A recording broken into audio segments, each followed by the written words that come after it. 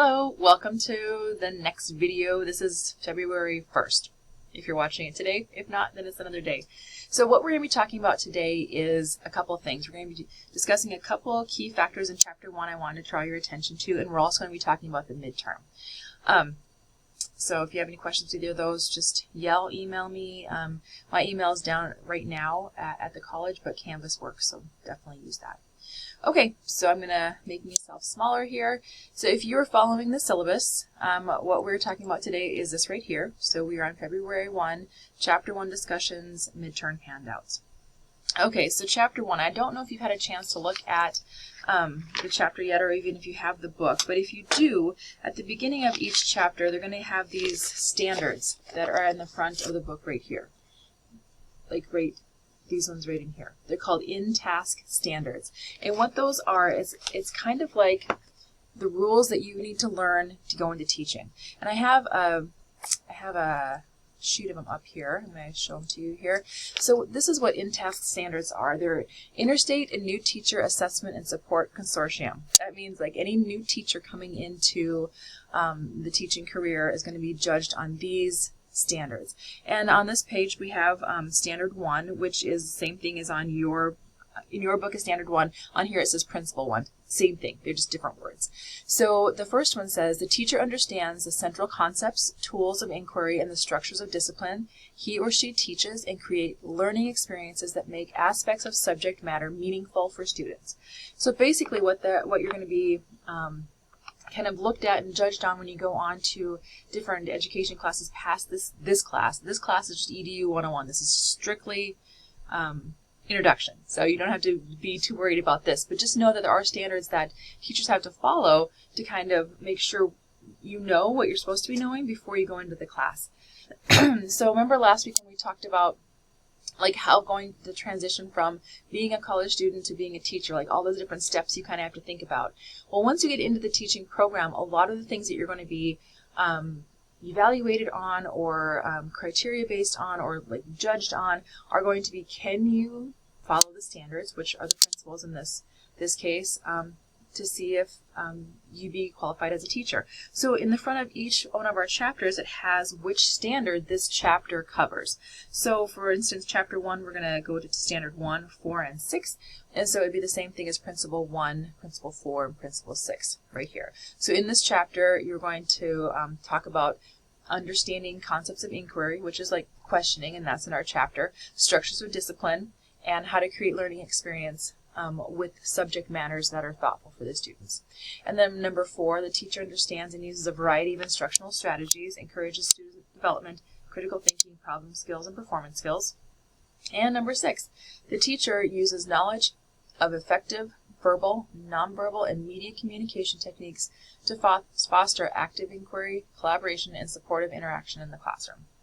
So basically, what you're going to be kind of looking at in this chapter are those 3 main items. Okay, so to kind of jump into that, I want you to turn to page 7, and we're going to talk about key behaviors contributing to the effective teaching.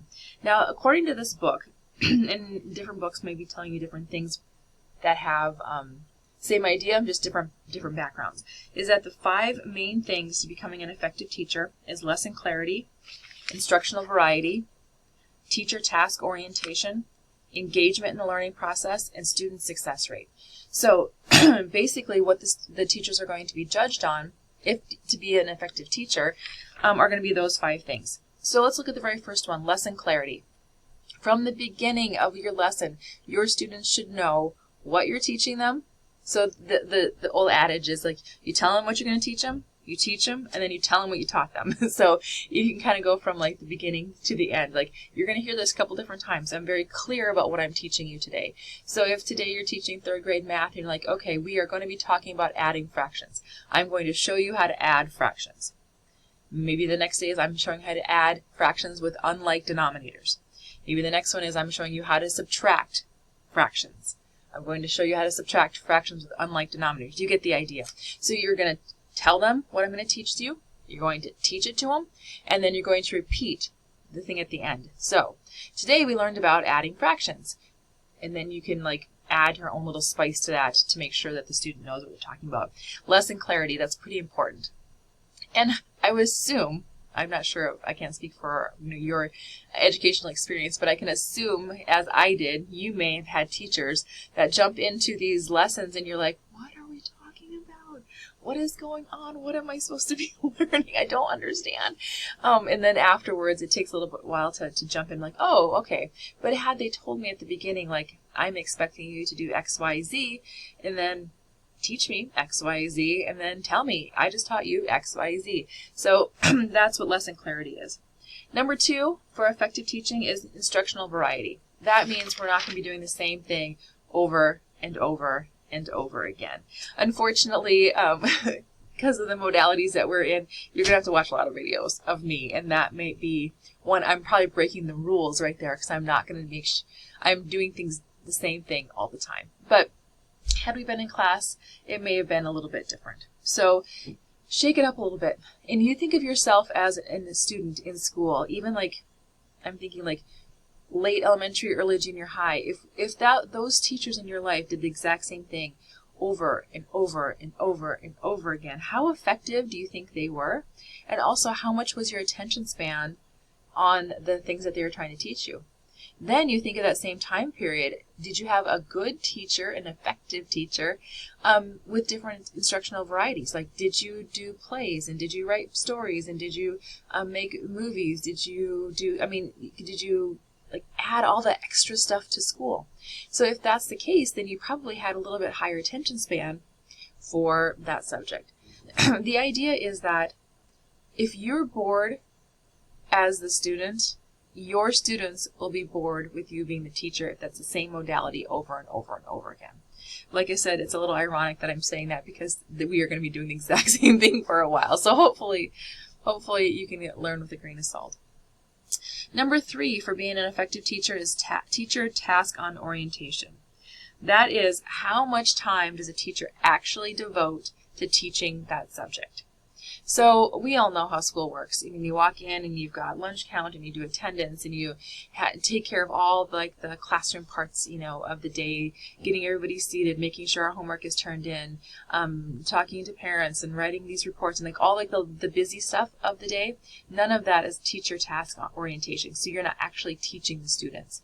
So once we get everybody in their desks and ready to go, then you're saying, okay, we're going to learn about adding fractions today. That's when your time starts. So the time starts from when you're talking about what you're going to be teaching through the actual time of teaching, and then plus that reinforcement time, the feedback time. So if you can look at your day and think, okay, how much time am I actually spending teaching? That's what's going to make the difference. The more time you spend teaching, the better your students are going to be at the subject you're teaching. I mean, it seems like it's common sense, but so often teachers have so many managerial things that they have to do. I mean, getting everything ready and organized and run off and, all of the stuff that comes along with teaching. But the actual teaching portion, how much time are they spending on that? Again, look back at your late junior high, early elementary, like I said that backwards, late elementary, early junior high. Because when I'm thinking of this, I'm thinking like 5th, 6th, 7th, 8th grade, something like that in that area. Because if you had teachers that were spending more time with the assigning, or more time of the evaluating, or the more time of the managing, or the more time of the organizing, how much time are they actually spending teaching? So, just to reiterate what we said so far, so the keys to effective teaching so far is lesson clarity. Be very clear what you're teaching.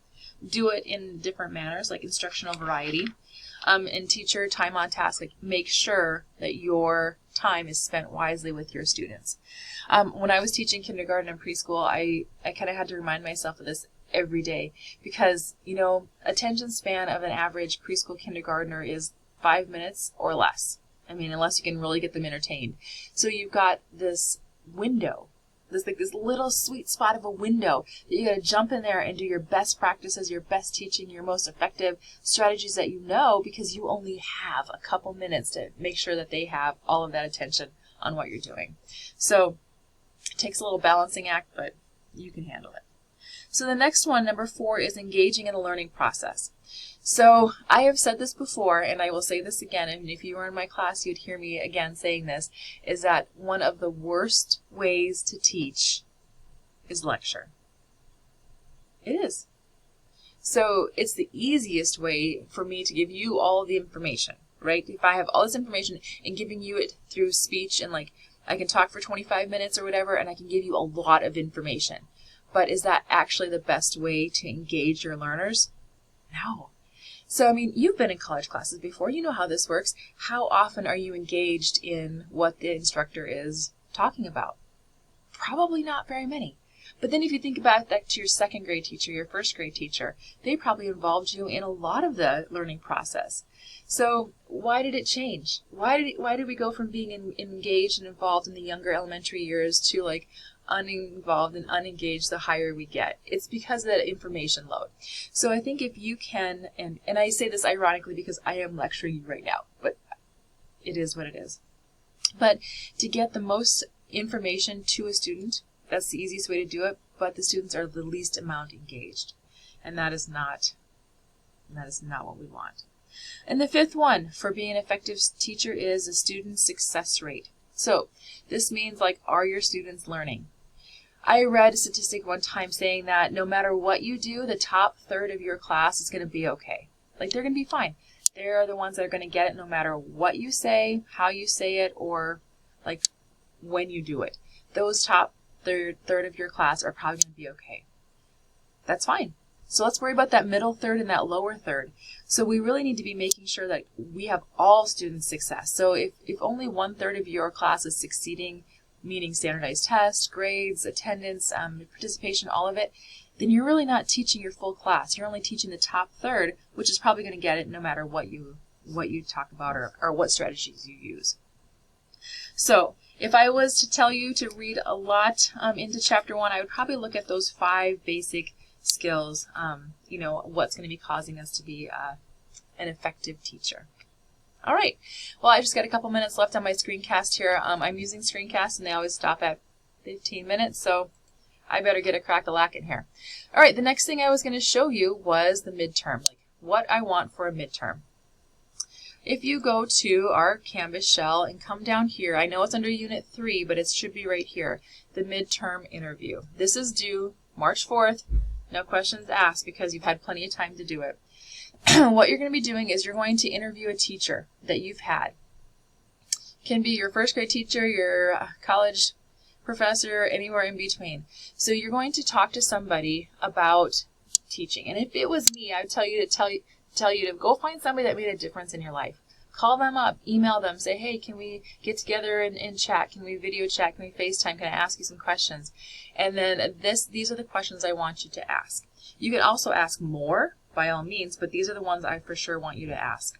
So the first thing is like how many years have you taught, the ages, those kind of things. It's going to be pretty basic. And then it's going to get into harder ones like, have you ever taken a teacher test? And what do you think a teacher should be certified before they teach? Have you had burnout? Do you have a second job? Those kind of questions that are really going to give you the real life meat and potatoes of the teaching profession. So your midterm interview is going to be assigned now. You can start any time, and you can turn it in any time. I would just like it on or before March 4th. You're going to call up a teacher, FaceTime a teacher, meet with a teacher, have coffee with a teacher that you've had in the past, and then interview them in using these questions. What I prefer you don't do is don't email this list to your teacher and expect them to write it all out for you. That's not what we want. That's not really getting that communication back and forth. So I want you to find somebody in your past that made a difference in your life.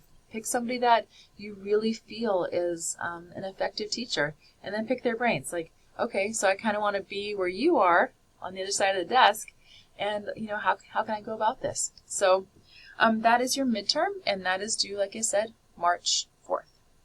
Okay, I know on these videos I feel like I just kind of flash forward and kind of talk as fast as I can through some of this information. Like I said, my recordings do stop at 15 minutes, so that's why I kind of do that. And then honestly, listening to me for more than 15 minutes is probably enough anyway, so I get it.